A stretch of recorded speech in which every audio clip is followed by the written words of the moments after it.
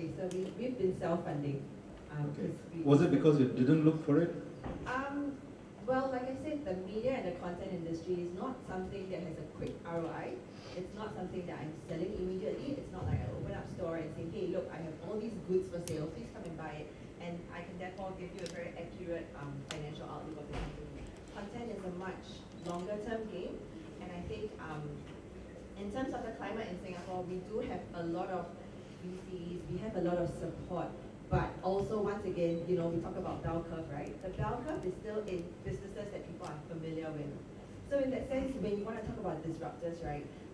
Unfortunately, most of the time, they need to find someone who believes in a dream, who believes in a vision. So I kind of want to go back to the point about democracy. We talk a lot about democracy.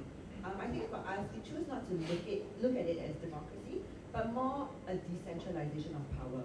So at the end of the day, you're thinking about technology as a tool. It is meant to be a tool.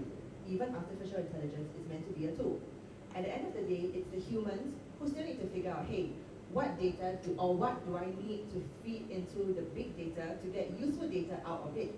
Because I can go to someone and I can say something completely irrelevant, and that person is not going to be able to understand what I want from him or her.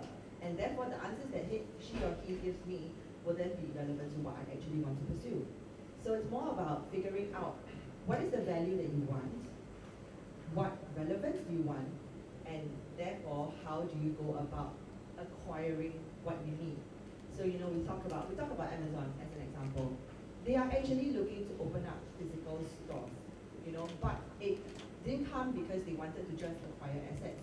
It came because they saw a need that there was still a part of society that wasn't purely going online.